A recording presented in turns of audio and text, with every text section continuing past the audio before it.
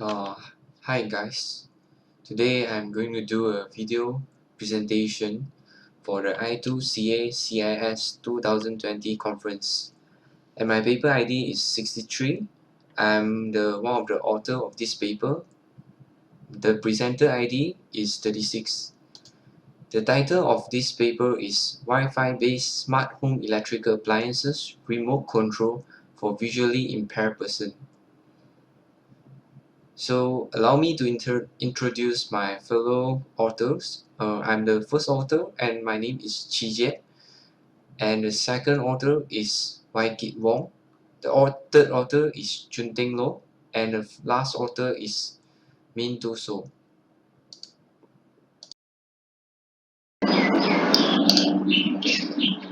First of all, allow me to talk about the motivation of this paper or project.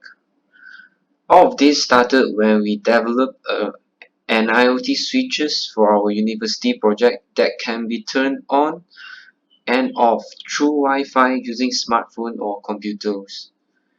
At the moment, there were a lot of similar devices in the market, and we thought that we could somehow make it different than the others. So we started to let our friends and family to try out our product. We actually received some feedback saying that the IoT switches are not very suitable for them.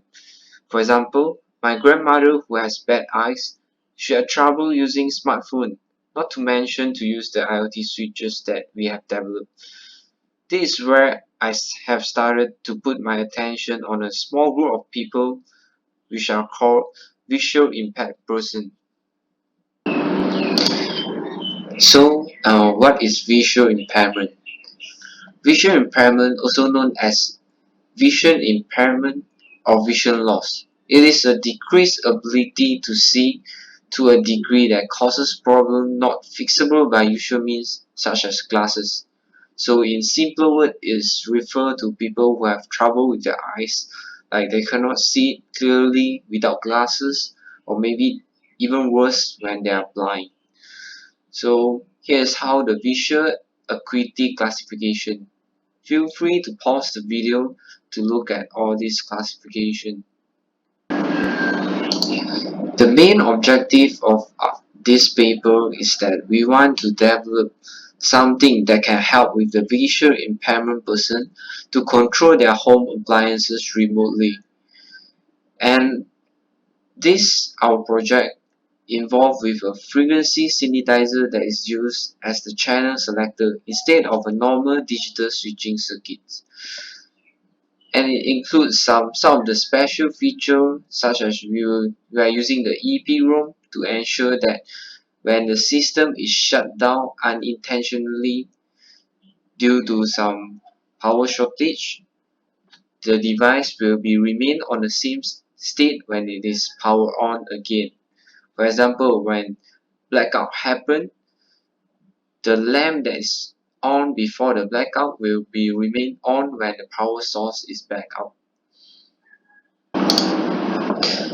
This smart home system is split into two parts.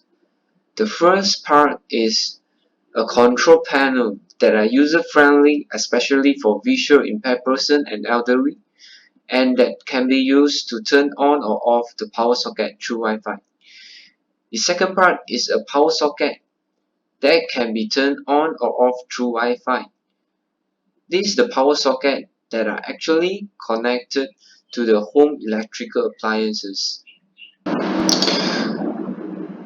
As mentioned in the previous slide, our system is split into two parts, with the control panel, part A, and the power socket, part B.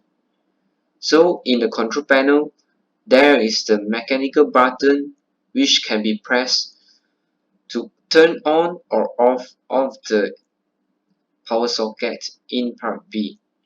And each of the button is labeled with a Braille indicator. It is a silver tag which have printed Braille text on it. And inside the control panel, there's a programmable frequency synthesizer controller which is used to determine the number of channels of the control panel So this controller also acts as a microcontroller to communicate between the control panel with the Wi-Fi transmitter. Then the Wi-Fi signal will be sent through this Wi-Fi transmitter to the Wi-Fi receiver on the power socket side, and there's a microcontroller in this Wi-Fi control system to decode the information received from the Wi-Fi receiver. For instance, if the on instruction is sent from power socket, from the control panel to the power socket, and this Wi-Fi control system will decode the instruction and turn on the electrical appliances. So this is the structure of the control panel. Basically, as you can see in the picture, the button here is to turn on or turn off the power socket. When you press the button here, it will send a signal to the divider controller, which control the programmable divider.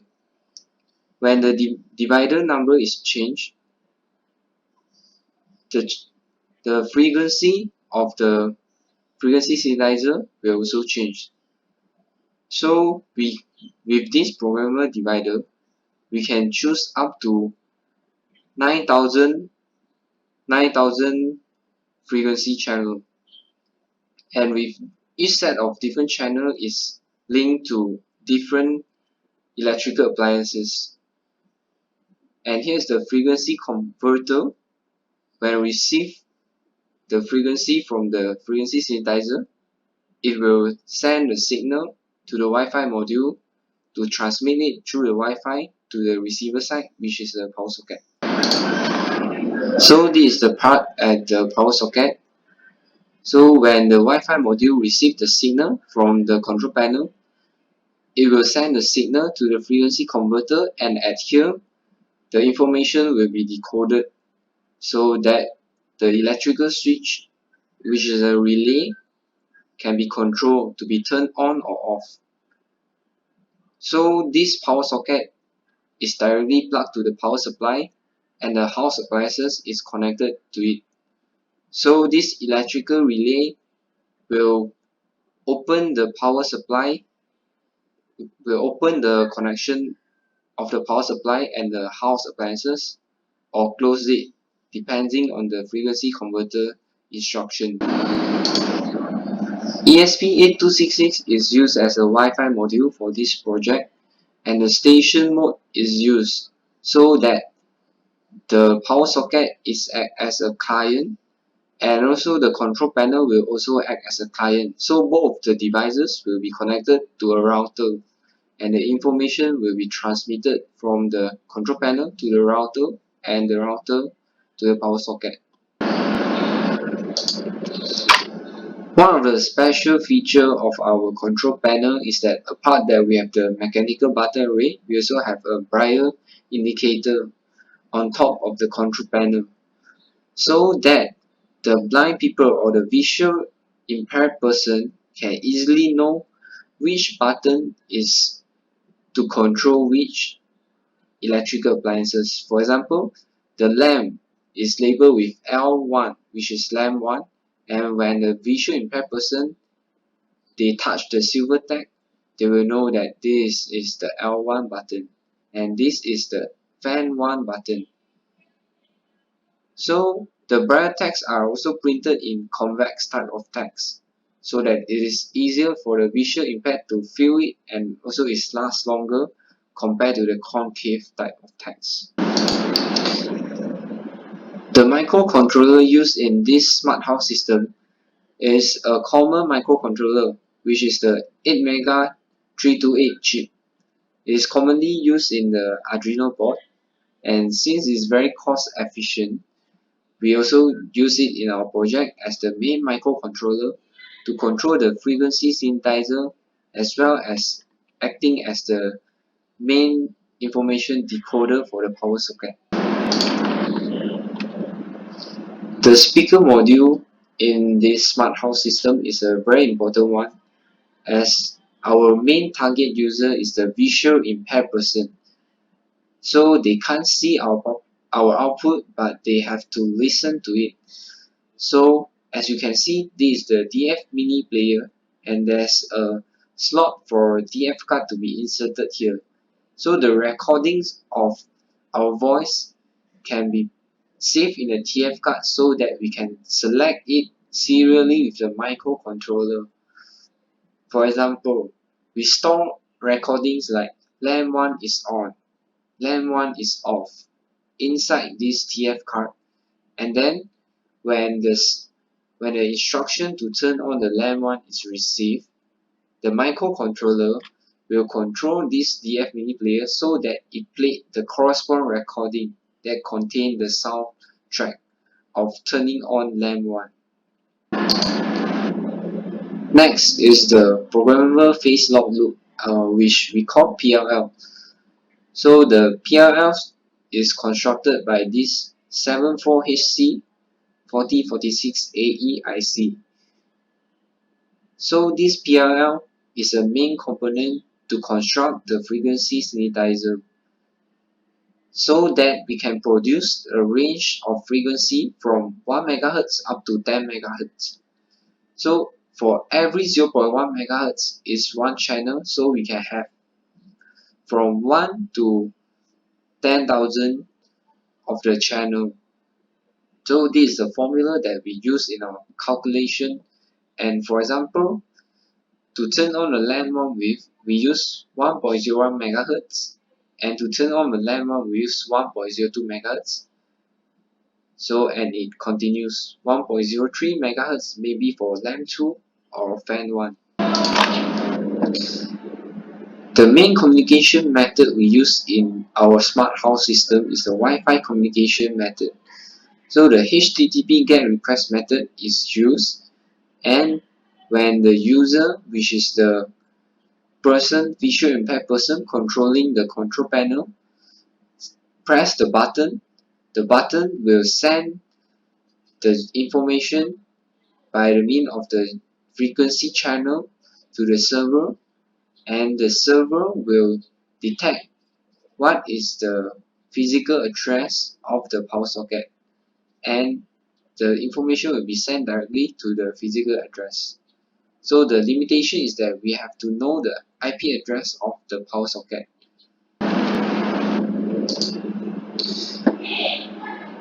Lastly is the experimental result for this paper, and in order to conduct the experiment, we go on to this visual impaired person society in Malacca and visit them so that we can ask them to help us to play with our product and see that if is there any improvement or is it compatible with them. So this is the picture of me explaining the product to them, and this guy here, he is the president of this society. The experiment is conducted in a way that the visually impaired participants were instructed to turn on and off 100 times on any of the option switch on the control panel. For example, we will ask them to turn on the fan 1. Next, we will ask them to turn on LAN 1, and etc. So, on the average, they managed to achieve 96.1% of the accuracy to turn on of the electrical appliances. This proved that our method of installing the Braille text on the control panel is working. So we also conducted some survey, and most of them, around 85% of them, agree that the control panel is good and they will use it in the future. With this project, we really hope that we can help the elderly or the visually impaired person to take advantage of this system to improve their life quality. We observe some cases of the visually impaired person having trouble to turn on and off of their electrical appliances through the mechanical switch on the wall. And when one person which is blind, when they go to a new environment, it's very hard for them to get used to the environment quickly. And so now with this product, we hope that they can easily get used to the new environment and they can turn on or off of their house appliances easily. This can also help in preventing accidents that happen because of human carelessness. As we know, because they can't actually see what is happening around them, and when some of the electrical appliances is turned on without them noticing, sometimes it might cause some accidents. Before I end my presentation, I would like to talk about some future work. This is also the feedback that we have received from the survey participant. And the first one is that the battery level voice indicator should be added into the system. For now, user can never know the battery level remaining in the remote control. And when the battery ran out, they won't know whether it is a product failure or it is just a simple running out of the battery. So it is actually very convenient for the visually impaired user to know about the time whether it should charge up the battery or not. The second one is that the switch level voice indication should be turned up the volume. So for now the volume is quite low for them, and they suggested that we should increase the volume level so that they can hear it easily. And this is the end of my presentation. Thank you and have a nice day.